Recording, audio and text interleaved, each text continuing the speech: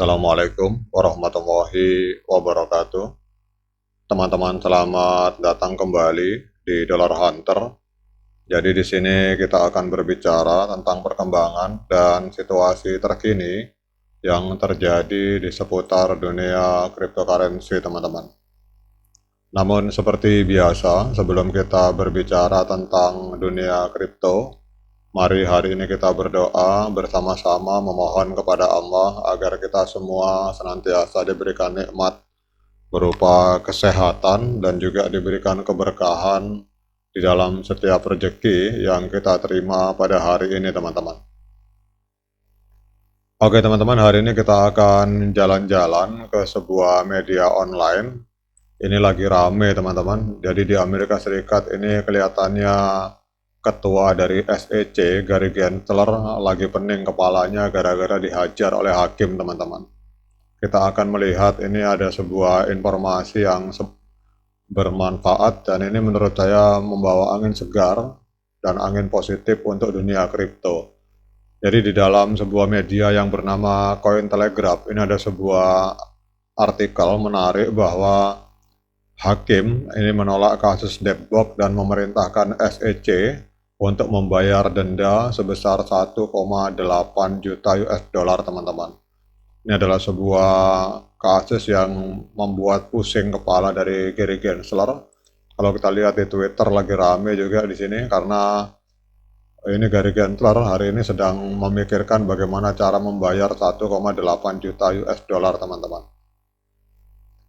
Jadi kalau kita lihat di sini pada tanggal 28 Mei sebuah keputusan menarik telah diambil oleh seorang hakim federal terkait kasus perdata antara Komisi Sekuritas dan Bursa Amerika Serikat atau SEC dan Digital Licensing yang beroperasi sebagai Debbock, teman-teman.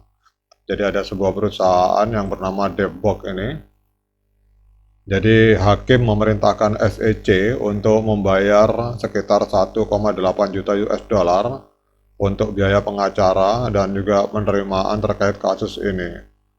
Jadi dalam sebuah pengajuan, kalau kita lihat di sini,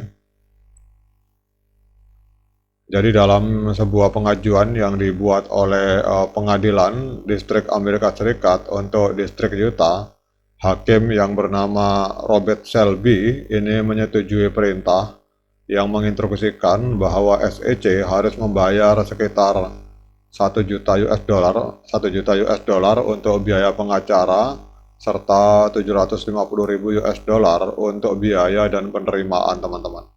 Jadi hal ini terjadi pada hari yang sama dengan penolakan kasus tanpa sebuah putusan. Jadi hakim, kalau kita lihat di sini, teman-teman, hakim ini merujuk pada putusan sebelumnya yang dikeluarkan pada bulan Maret, di mana pengadilan menemukan bahwa SEC terlibat dalam perilaku yang tidak baik atas perintah penahanan sementara untuk membekukan aset dari Debbock, teman-teman. Jadi Debbock kemudian mengajukan dokumen yang menunjukkan bahwa informasi yang diberikan oleh komisi tersebut tidak akurat sehingga mengancam sanksi, teman-teman. Jadi kalau kita lihat di sini, keputusan ini menimbulkan reaksi dari berbagai pihak, terutama dari pihak Debbock yang menyatakan bahwa ini merupakan kemenangan besar bagi mereka dan mereka menganggap bahwa keputusan ini menunjukkan bahwa SEC tidak dapat lagi melanjutkan kasus ini sebagaimana adanya. Selain itu, banyak di ruang kripto yang mengutip keputusan ini sebagai contoh dari kelebihan regulasi yang dilakukan oleh SEC atau dianggap bahwa SEC ternyata banyak sekali melakukan hal-hal yang berada di luar kewenangannya, teman-teman. Jadi tidak hanya Debbock yang menjadi target dari kasus oleh SEC. Jadi ada beberapa perusahaan kripto lainnya yang juga sedang menghadapi kasus dengan SEC, teman-teman. Jadi ada beberapa perusahaan besar yang juga dibidik oleh SEC, antara lain yaitu Binance, Kraken, Ripple, dan Coinbase. Jadi kasus-kasus ini menciptakan kekhawatiran di kalangan anggota Kongres Amerika Serikat yang mendesak untuk segera melahirkan regulasi yang lebih jelas di SEC terkait aset digital, teman-teman. Kemudian berdasarkan kasus-kasus yang terjadi, banyak pihak yang mendesak untuk adanya kebijakan regulasi yang lebih jelas terkait aset digital.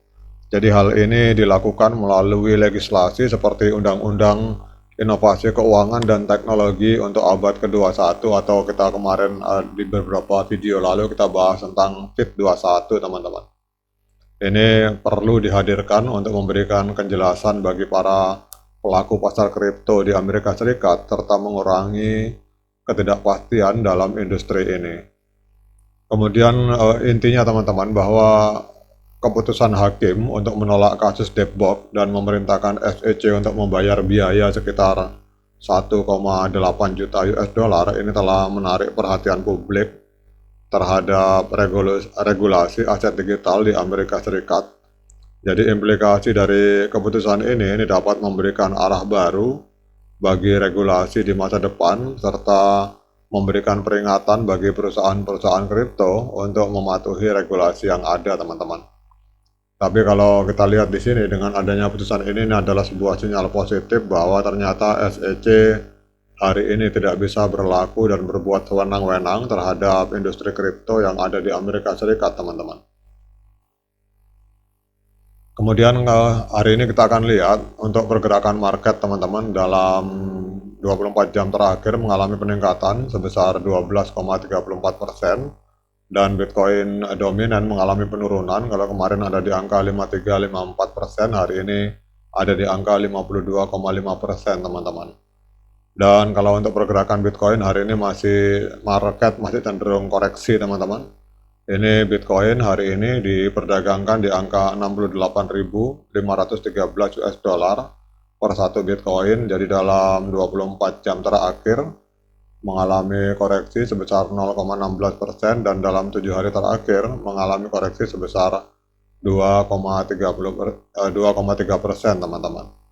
Oke, teman-teman, demikian update informasi ini. Walaupun market masih hari ini cenderung merah, namun ini adalah sebuah berita positif di mana ada hakim federal yang berani menerapkan denda atau biaya kepada SEC karena melakukan hal yang dianggap ilegal, yang sesuatu yang harusnya tidak jadi kasus tapi dianggap sebagai kasus oleh SEC, sehingga akhirnya hakim memutuskan bahwa SEC telah melakukan sebuah kesalahan dalam persoalan kasus melawan Depbox dan memerintahkan kepada SEC untuk segera membayar denda 1,8 juta US dollar, teman-teman.